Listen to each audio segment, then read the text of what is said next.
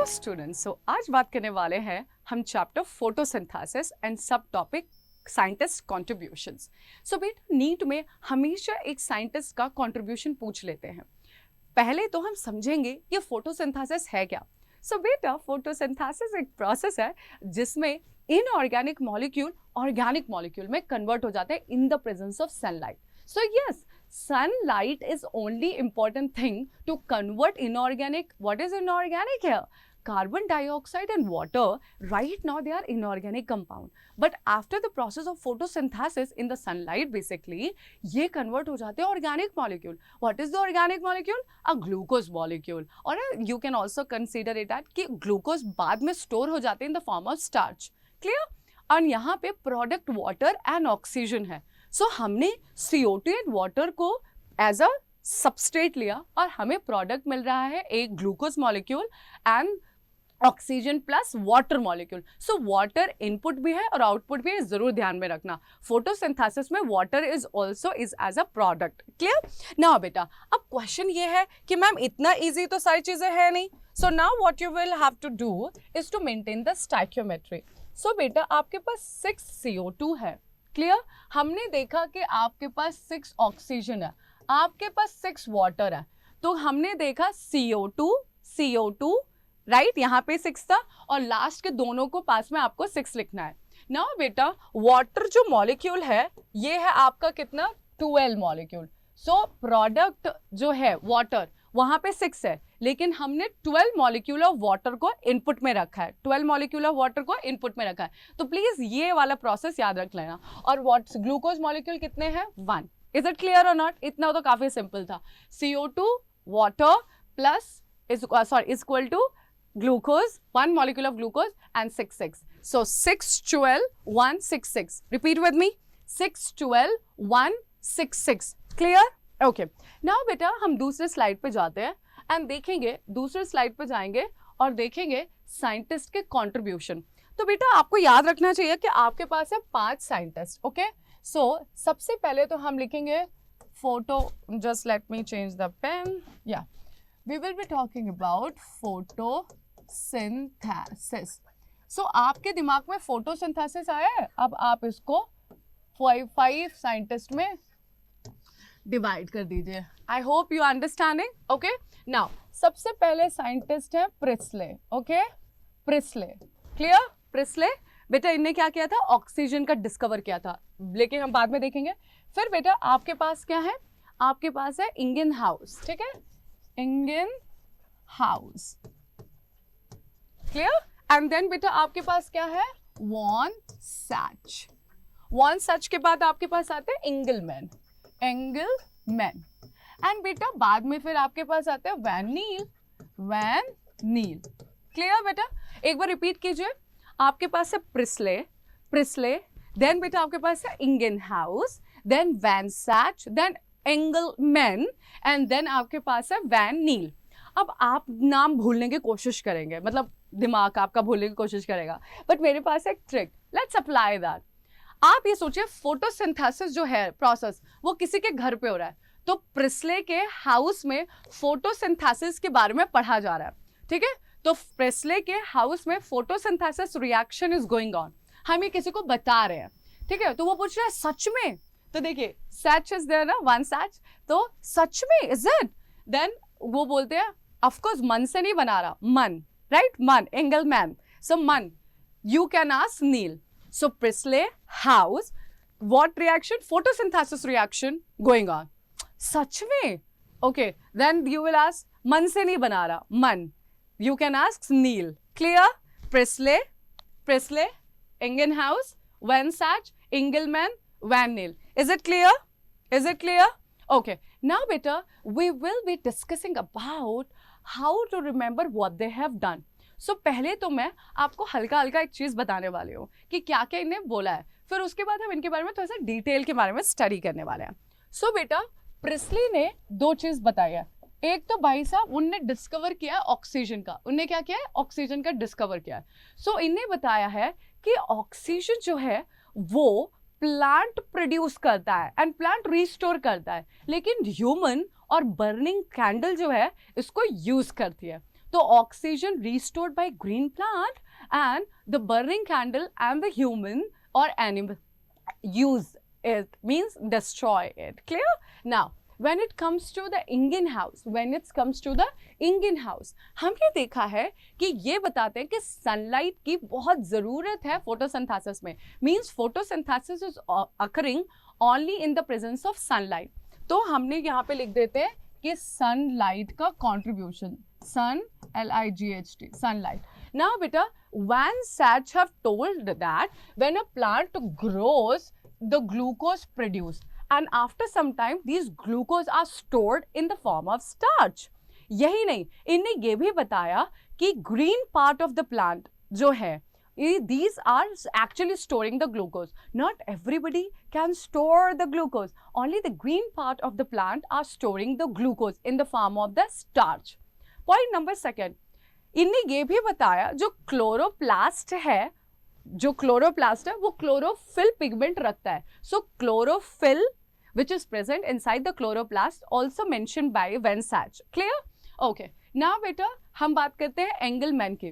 तो एंगलमैन ने क्या किया, एक प्रिज्म का यूज किया और लाइट को स्प्रेड किया. So he spread the light through the prism and अब क्या हुआ, आपको स्पेक्ट्रल ऑफ लाइन पता चल गई, विबग्योर. इनने बोला फोटोसिंथेसिस जो है वो maximum blue and red light में होती है. So maximum photosynthesis occur in blue and red region, means blue wavelength and red wavelength में फोटोसिंथेसिस मैक्सिमम हो रहा था. अगर हम बात करें वैन नील की, तो वैन नील का कंट्रीब्यूशन तो लिटरली काफ़ी इंपॉर्टेंट रहा है. उन्हें बताया है जब फोटोसिंथेसिस हो रहा है, जब आपका CO2 एंड वाटर मिल रहा है एंड आप एक कार्बोहाइड्रेट बना रहे हैं C6H12O6, तो यहाँ पे वाटर एंड ऑक्सीजन आ रहा है. इनने बताया इनका बहुत बड़ा इंपॉर्टेंट रोल रहा है. ठीक है, बाकी सब भी इंपॉर्टेंट है, ऐसा नहीं बोल रही, but exam point of view से वैन नील के ऊपर काफी इंपॉर्टेंट क्वेश्चंस आते हैं. So can we see it बेटा. देखिए CO2 एंड वाटर, वो कहते हैं कि CO2 जो है वो रिड्यूस होता है, CO2 get reduced, okay, reduced, and water get oxidized into oxygen. So water oxidize हो जाता है and carbon reduce हो जाता है. What is reduction बेटा? Gain of hydrogen.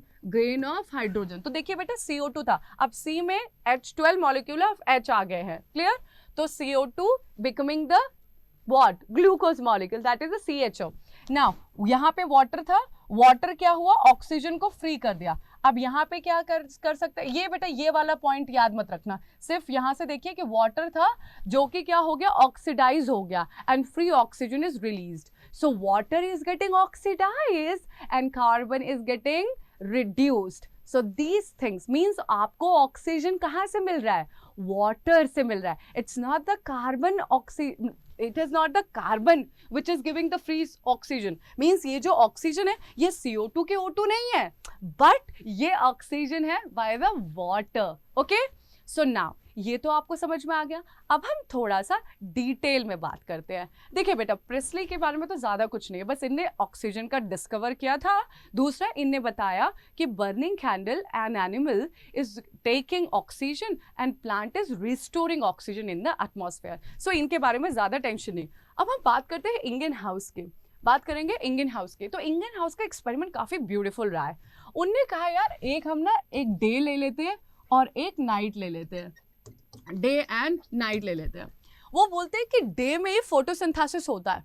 आपको याद होना चाहिए फोटोसिंथेसिस में ऑक्सीजन आ रहा है, तो बेटा ऑक्सीजन जो है वो रिलीज होता है इन the form of bubble.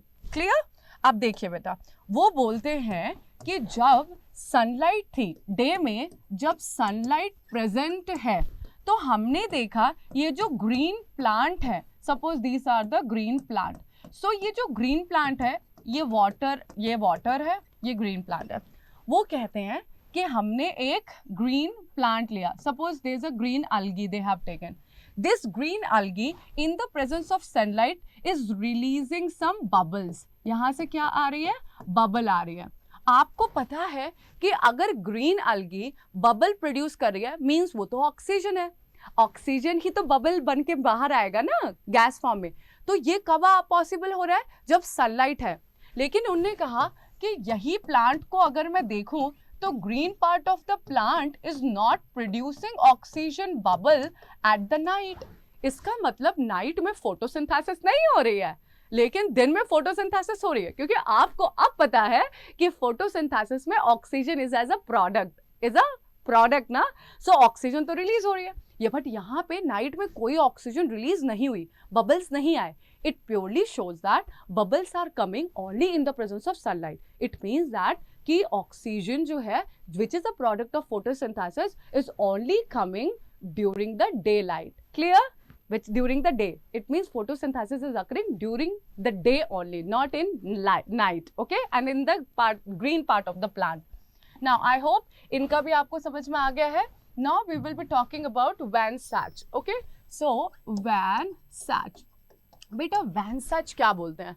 Vansach बोलते हैं जब प्लांट ग्रो कर रहा होता है तो हम देख पाते हैं कि प्लांट में ग्लूकोज मिल रहा है, and these glucose get stored in the form of starch. So ये स्टोर्ड हो जाते हैं in the form of starch. Clear और नॉट? सो ग्लूकोज कौन बनाता है? Point number second, green part of plant. Not every part of plant can make it, only the green part of plant is making the glucose beta. Clear? Okay, now बेटा हम बात करें starch तो stored form है। दूसरा इनने क्या बताया? वैनसैच ने दूसरी बात ये बताई है कि आपका क्लोरोप्लास्ट जो है ये एक पिगमेंट स्टोर करता है, chlorophyll. So chlorophyll, which is a green pigment, is stored in the chloroplast. So chloroplast and chlorophyll के बारे में भी इंट्रोडक्शन वैनसैच ने ही दिया था। क्लियर? सो वैनसैच से ग्लूकोज याद रखना है, stored form of glucose is starch, and ये green part of the plant में होती है, क्लोरोप्लास्ट के अंदर क्लोरोफिल है। आई होप ये भी आपको समझ में आ गया है। Now we are going to talk about the very famous personality which have given a very good experiment called as Engelmann. अब बेटा एंगलमैन से एंगल याद कर लीजिए। तो बेटा अब आप सोचिए कि इनने एक प्रिज्म लिया, क्या लिया? प्रिज्म। एंड उनने ना एक सनलाइट को आने दिया। सनलाइट जैसे ही इसके ऊपर पड़ती है ये डिफरेंट डायरेक्शन में लाइट को देने लगते हैं। ठीक है, अब यहाँ पे क्या हो गया? विबग्योर वाला सीन आ गया। ओके, विबग्योर वाला सीन। अब इनने क्या किया? एक लिया agent Cladophora, it is also a green algae. So इनने एक एजेंट, आपको दो एजेंट भी आपको यहां से याद रखना है, Cladophora. Clear? Cladophora, it is nothing, it is a green algae, बेटा। अब दूसरा क्या लिया इनने? Aerobic bacteria. अब बेटा एरोबिक बैक्टीरिया अपने सर्वाइवल के लिए ऑक्सीजन की रिक्वायरमेंट करती है, और आपको पता है फोटोसिंथेसिस का बाई प्रोडक्ट क्या है? ऑक्सीजन है। हमने देखा क्लैडोफोरा एक ग्रीन एल्गी है, वो क्या कर रहा है? ऑक्सीजन देता है, क्योंकि फोटोसिंथेसिस करते हैं। Green part of the plant is involve in photosynthesis, और जब फोटोसिंथेसिस होगा तो ऑक्सीजन रिलीज होगी। अब एंगलमैन चाहते थे ये देखना कि which part of visible spectrum, is a VIBGYOR में से कौन सा कलर है, वेवलेंथ है जहां पे मैक्सिमम फोटोसिंथेसिस होती है।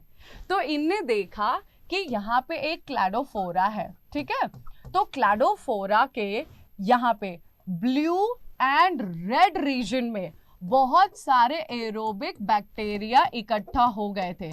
Means it is the blue and red region of the spectrum there were maximum photosynthesis going on, because जब maximum photosynthesis इसी रीजन में हुआ, कैसे पता चला? क्योंकि वहीं पे सारे एरोबिक बैक्टीरियाज आए हुए थे, क्योंकि बैक्टीरिया तो उसी रीजन में मिलेगा ना जहाँ पे मैक्सिमम ऑक्सीजन हो रहा होगा, और maximum oxygen means maximum photosynthesis. So that's how we got to know that कि Engelmann have said that it is the blue and the red region which was giving maximum oxygen. That's why both the aerobic bacteria was present there. Clear? So Engelmann से हमें पता चला it is the blue and the red region where the photosynthesis occur in the maximum due to the two ingredient cladophora and aerobic bacteria. Now बेटा हम बात करने वाले हैं last scientist that is called as van Niel. बेटा van नील से थोड़ा सा दोस्ती आपको करना ज़रूरी रहेगा क्योंकि यहाँ पे आपको पता चलेगा नीट के कुछ क्वेश्चंस जो कि काफ़ी इंपॉर्टेंट है. तो बेटा जब मैं बात करती हूँ वैन नील की तो आपको ख्याल आ जाना चाहिए, आपके पास ख्याल आना चाहिए कि हम बात करेंगे यहाँ पे कौन सा मॉलिक्यूल ऑक्सीडाइज हुआ और कौन सा मॉलिक्यूल रिड्यूस हुआ. तो जब हम एक CO2 एंड वाटर को लेते हैं तो हमारे पास एक ग्लूकोज मॉलिक्यूल है C6H12O6, फिर आपके पास एक वाटर मॉलिक्यूल एंड आपके पास है ऑक्सीजन. तो बेटा क्योंकि कंफ्यूजन हमें करना नहीं है तो हम लोग क्या करेंगे, वाटर मॉलिक्यूल को रिलीज कर देते हैं. तो हमें तो भाई क्या मिल रहा है, एक ग्लूकोज एंड एक ऑक्सीजन मॉलिक्यूल. अब बात यहाँ पे आ जाती है कि कुछ साइंटिस्ट कह रहे थे कि it is the oxygen from CO2 which is releasing as the product of photosynthesis. Means CO2 का ऑक्सीजन फ्री होके हमें मिल रहा है फोटोसिंथेसिस में. It is not the water. But van Niel ने बोला मैं सहमत नहीं हूं, मुझे ऐसा लगता है ये जो फ्री ऑक्सीजन आपको मिल रहा है वो वाटर मॉलिक्यूल से आ रहा है. क्लियर? बट उनने पूछा ठीक है प्रूफ कर दो.